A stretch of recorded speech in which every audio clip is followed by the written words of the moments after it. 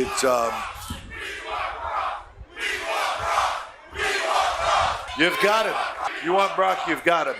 So yeah, just incredible. I cannot be the only one that is completely sick and tired of Triple H continuously burying Karrion Kross to the point where they don't even want to re-sign him anymore. And now that the entire contract is up for Killer Kross, we can comfortably say this man will get fired from the WWE and he will go straight back to the Indies, and he will go probably maybe to AEW if he's lucky, and maybe at AEW he will get treated like a proper contender. Right now, the WWE, for as long as Killer Kross has been there, they have been nothing but just, I don't know what they've been doing to him. Like, listen, he has been around for such a long time. I don't know when the first match he had in WWE was, but it has to be over 10 years now. Like, the very first match that he had in WWE, like, up until today, what has this man achieved? Nothing. And the reality is, he has gotten himself over. No matter how many BS storylines, no matter how much pins he had to eat, he still got himself over, and that is really commendable. But to have essentially Triple H, right, go up on that panel after SummerSlam, and the entire crowd is yelling, "We want Kross, we want Kross, we want Kross," and for him to say, "We want Brock," just indicates to us how tone deaf this guy really is. Like, he doesn't care about Kross one bit. And the reality is, for what? For Sami Zayn? He doesn't care about Killer Kross because of Sami Zayn? He doesn't care about Karrion because Sami Zayn is supposedly the next World Heavyweight Champion? Is it because that we're trying to push Sami Zayn? For what reason, man? Sami Zayn doesn't have any appeal to him. And I've said it before, when you look at the guy, you don't think of him as a wrestler. And it's actually disgusting to have somebody of the stature of Karrion Kross at the age of 40 years old. I think he's older than Sami Zayn. He's older than Sami Zayn. He hasn't gotten the same opportunities as Sami Zayn. He's better than Sami Zayn. All that Sami Zayn has done was just, ride the coattails off of Kevin Owens. That's really it. Right? If it wasn't for Kevin Owens, we wouldn't have Sami Zayn in the WWE. And that's just the truth of it. And if we really had the same opportunities just given to Sami Zayn, I mean, the thing is this, right? I don't want to say the same opportunities because he got treated pretty well in NXT, right? Like, I mean, Karrion Kross, he was the NXT World Champion. And you would think that if Triple H was able to book him as a champion in NXT, why does he treat him like a bum?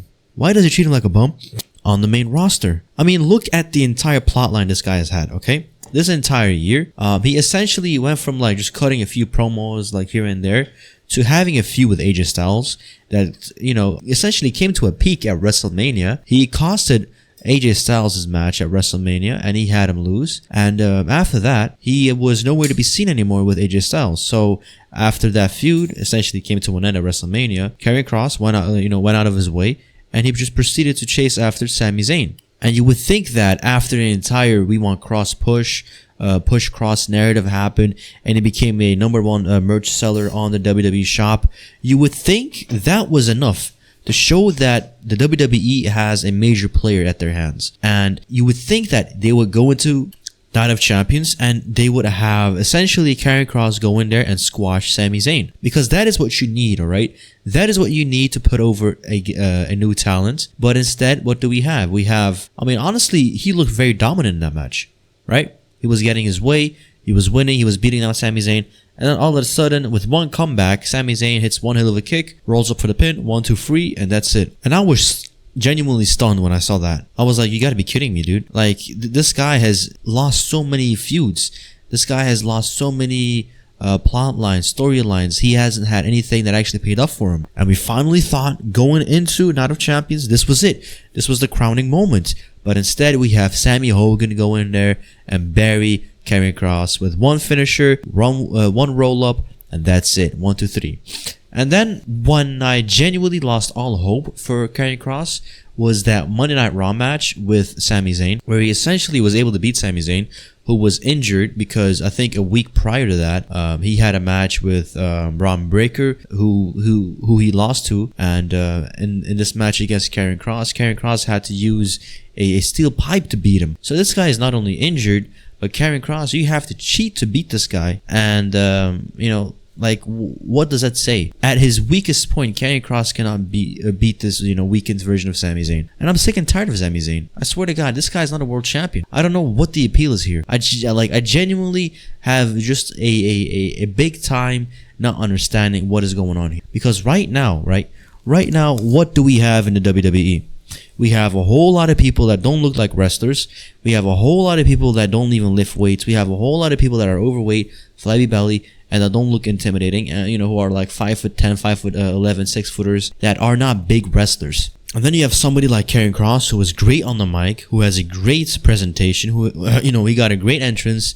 He has a Scarlett by his side that also elevates his look. And he's just one of those like OG wrestler looking dudes who is very tall as well, very powerful. He's got a strong style. He's got an actual legitimate BJJ brown belt. He is legit, right? But we don't have him treated as a legit contender.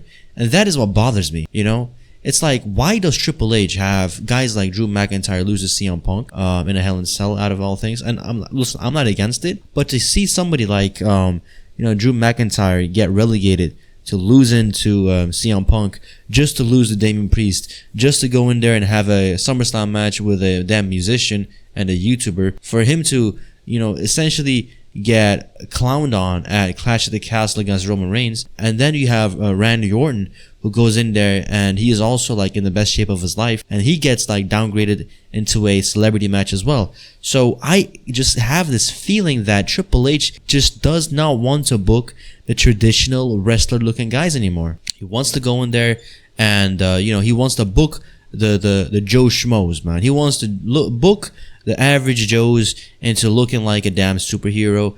I'm not sure what the appeal is here. I really do not know. And I can't say that it is good, because if Sami Zayn is able to go in there and beat Karrion Kross, to what extent is Karrion Kross's legitimacy able to carry over to the next feud? It's not the same thing with Gunther and Sami Zayn. Of course, when Gunther lost to Sami Zayn at WrestleMania 40, that did a lot of damage to Gunther. And it took so much work to get himself reestablished again, to the point where even though he had become a 2-time world heavyweight champion, me personally, I still couldn't get behind Gunther, right? Not because, he cuts the same promos every single time. When I get you in the middle of that yang, not every time. Of course, I like to meme that, but the damage has been done so much to these like quote unquote strong wrestlers, to the point where Jey Uso, Sami Zayn, and Cody Rhodes are able to beat somebody like Gunther over and over again, to the point where his actual like threatening level has decreased to the point where if he doesn't win these like random matches on Monday Night Raw, then you cannot even like think like, so like the thing is this: they are only able to win at these minor shows, Monday Night Raw, Saturday Night's Main Events. But as soon as the big PLE rolls around, what happens? Karrion Kross loses. What happens? Gunther loses. And of course, I am a big proponent of like Gunther losing as a world heavyweight title. It was time for for CM Punk to win it, and I am not mad at Seth Rollins cashing in one bit. I think that whole situation is good. But for Karrion Kross, the same logic applies, dude. Right? You have somebody who looks dominant, who looks strong, going in there, losing to somebody that looks like a joke, And the thing is this: Sami Zayn, I don't know what the feud is all about, but we didn't even get that thing that Karrion Kross so desperately wanted out of him. What did Karrion Kross want out of Sami Zayn? He just wanted Sami Zayn to say it. Say it, Sami, say it. Could you at least not have him say it while he loses? Like, why do you have to double bury him? Not only did Karrion Kross not get what he wanted, he just got completely wrecked as well in the process, and he got pinned. I mean, he walks out to SummerSlam, and when I looked at the face of Karrion Kross, I mean, he had that boo-boo face that Jim Cornette likes to say, like the boo-boo job face, right? And you look at his face, and he looks sad and somber. He looks like, oh my God, what the hell is this? I can't believe it. And I couldn't believe it either, because as soon as I saw his face, I was like, all right, a jobbing session is incoming. And that really pissed me off, because what do we really need to get out of Sami Zayn here? Like, what is it? Is he the next big thing? Is he the next big main eventer? No, he's not. And I swear, dude, if he gets his hands on the World Heavyweight Championship or the WWE Championship, I don't know what I will do, but whatever title he holds, I will not tune into any of his segments. I will not even hate watch. I will just act like he is not existent, because that is the amount of hate that I have for him. And I just cannot understand why Triple H just simply cannot treat Kross properly. I mean, isn't he supposed to be the guy that treats like, you know, the indie stars and the NXT guys properly? And honestly, I don't know where that myth came from, but most NXT guys right now are jobbers. Like, Triple H genuinely loved Tommaso Ciampa. And then he calls up, you know, and then he gets called up to the main card. And, you know, this was under Triple H as well. What does Tommaso Ciampa get turned into? He gets turned into the Miz's, like, you know, like side piece. His bodyguard, his security. Really? This was your NXT champion? And this theme just carries itself through and through, you know? Like, you would think that when Triple H got the reins, right? You would think that guys like Finn Balor, Karrion Kross, you know, some other guys that he, you know, was like a big fan of at NXT, they would get a proper push, but they aren't. Look at Ludwig Kaiser. Instead of getting booked on a week-to-week basis, they put a mask on him, and all of a sudden he has to speak Spanish and he's got to pretend to be El Grande Americano. Look at Chad Gable. I mean, they don't know what to do with him. Instead, you know, like, of course, the El Grande Americano with Chad Gable, you know, that was fun at the beginning.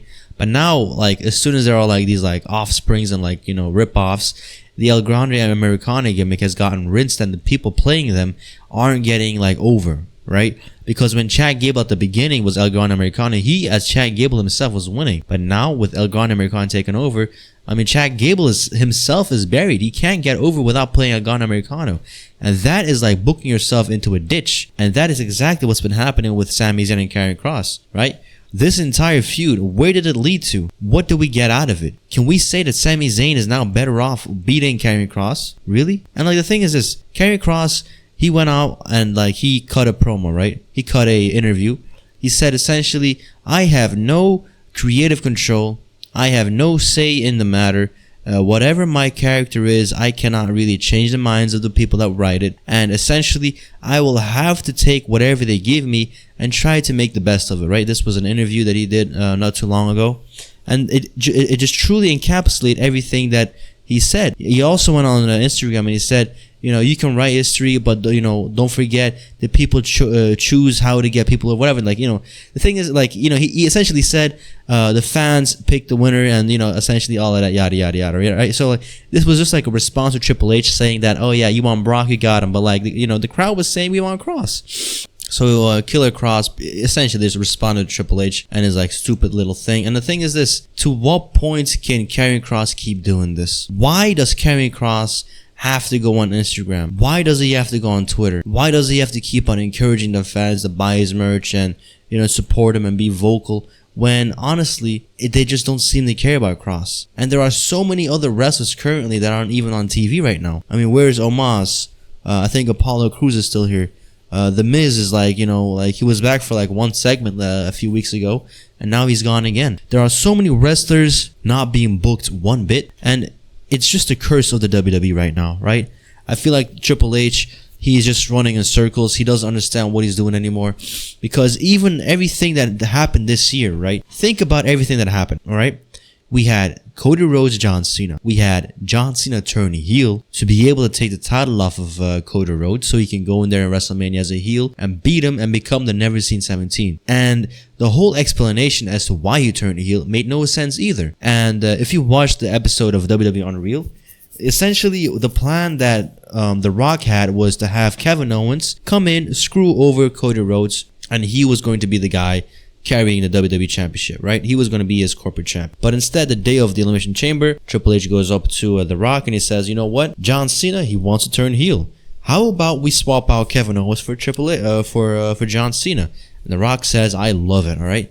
So he essentially just made a minor tweak to the plans of The Rock that he was going to do anyway, but instead he inserted John Cena. And he inserted John Cena in The Rock's plot. That's no issue. My issue becomes, all of a sudden, after months and months and months of him being a bad guy and like him being like heel, on a random episode of SmackDown Live, he goes on the mic and he says, you know, I'm sick and tired of my own BS. I'm not leaving with the belt so so I can ruin wrestling. I don't want to ruin wrestling. I want to leave with the belt so you guys will not forget about me. And then he turns face. Cody Rhodes comes out and then they have a toast and they drink beer. Are you kidding me? This is the equivalent of The Rock coming out on Raw Netflix 1 and going in there and hugging it out with Cody Rhodes after like essentially threatening him. And it's the same thing with what he did with Roman Reigns. Because if you remember, in 2024 Bad Blood, when The Rock came out and he sent like a signal, you know, like he did the 1, 2, 3 in the air, and then like, you know, he did whatever the hell, you know, like he just essentially sent a message to Cody and Roman Reigns, who were in the ring, and then he never came back and he followed up on that plot line, and then he comes out with like, oh, I want your soul, Cody, give me your soul, Cody. And it's like, okay, if this all ties in with John Cena, why was The Rock not there at SummerSlam? Okay, why was he not there to help John Cena turn babyface? Because he helped him turn heel, and now it looks like we don't even have The Rock come out anymore. And this is all just because of Triple H, you know? It's all because of Triple H. No matter if you're gonna go in there and like bring back Brock Lesnar, of course it's a great pop, but it is all cheap booking. And that is exactly what's been going on with Karrion Kross. Cheap booking that went nowhere. Triple H was supposed to be the guy that actually cared for long-term storytelling, wasn't he? He was supposed to be the guy that was all about long-term booking, cinema, wrestling is cinema, yada yada yada. But from everything that I've seen in the last year and a half, 2 years, I don't really think Triple H has been booking cinema. I mean, what really did he book? I mean, finish the story. I mean, that whole thing was essentially like Vince McMahon's layup. I mean, he only scored and that's it. You know, Vince McMahon did all the hard work. He built up Cody Rhodes. He made him come back and be a big part of WrestleMania 38. I think it was 38, 39, whatever. 37. So it's all because of Vince McMahon. And then you have, Vince McMahon turned Karrion Kross into a guy that wears a helmet and with like some strap-ons or whatever the hell it is. And you would think after seeing all of that, Triple H will look at whatever Vince McMahon booked Karrion Kross as and say, Vince, what you did with Kross was horrible. Now I'm going to treat him better. And that didn't really happen one bit, did it? I mean, no matter how many promos that Karrion Kross cut, no matter how many times he has to go online, no matter how many interviews that he does, no matter how many documentaries that he releases, the guy simply has been gotten buried over and over and over again. And trust me when I say this, if Karrion Kross were to go to AEW or Ring of Honor or NJPW, trust me, I will follow him there and I will really support his journey over there as well, because this man is a high-level player. And don't forget, Karrion Kross is 40 years old. Like I said, he's been in the WWE. I can't really recall his first ever match, but it was a really long time ago, maybe 10 years at this point. So you mean to tell me from the age of 30 to 40, this guy hasn't even gotten a single PLE win? Are you kidding me? And Sami Zayn can go out there and win against Gunther and defeat his 2-year streak at WrestleMania, become the Intercontinental Champion, become a multiple-time tag team champion, become all of these champion with all these accolades, while you have somebody like Karrion Kross who can't even get one thing in. That is sad. Out of the entire competition, dude, okay, Sami Zayn is the weakest. And if you cannot beat this guy convincingly the first time around at Night of Champions, and I don't really care if you can go in there and Raw and beat him with a lead pipe or whatever it is, it doesn't put you over. And if anything, you beating Sami Zayn like that makes you look weak. And that is why I already knew going into SummerSlam that Karrion Kross was gonna get buried. And now they don't even want to re-sign him anymore. Triple H is trolling him. All the creative is ignoring him. I don't know what to do anymore with Karrion Kross. He has to go either back to TNA, he has to go to AEW, he has to go to ROH and JBW. Whatever it is, the indies are waiting for him, because this guy is 40 years old. There's no more time for him to just waste. He has to go in there, whatever it may be, right? Whatever indie show it might be, he has to become a world champion. And the time is ticking. If it's not in the WWE, I'm sorry, but you gotta go in, bro. You're 40 years old. It's not gonna work no more, right? And the thing is this, even if they try to book you strong, even if they try to put the belt on you, the problem will forever remain that you lost to Sami Zayn twice at a PLE and you were looking like a goofball. Essentially, you got beaten easy, and your tank has gotten so depleted because you cannot lose to somebody like Sami Zayn cleanly and not come out of it unscathed. It doesn't work like that. When you lose like that to somebody like Sami Zayn, who looks like a scrub, what does it say about you? If you get beaten by a scrub, if you get taken out by a scrub, what does that say about you? You're an even worse scrub than Sami Zayn. So That is essentially the biggest problem I have right now. No matter how much Karrion Kross tries to expose Triple H, and no matter how many tweets that he puts out, no matter how many Instagram stories or whatever it may be he puts out there, the reality is he is not in control, and that is a sad reality. And that is why being a wrestler isn't always that easy. You can have the look, you can have the presentation, and sometimes backstage favoritism and nepotism will prevail. You cannot do anything about it. Karrion Kross really tried his best, but honestly, it's time to pack it all up and go to AEW, kind of like Swerve Strickland. If you don't get treated right in the WWE, pack it up and go somewhere else and get treated properly. Same thing with Jon Moxley. It's not a bad thing. AEW will treat him better, and if anything, if he goes in there and he gets treated like $1 million, and then if he leaves AEW, goes back to WWE, guess what? All of a sudden Triple H will love him and glaze him and then say, oh yeah, you are my next big thing. I don't know, man. He's always been like that. Triple H, you are a fraud. I'm sick and tired of you. Free Kross. Let's get him back to AEW or into the indies, and let's have him become a world champion. Kross champion 2025. Let's get it.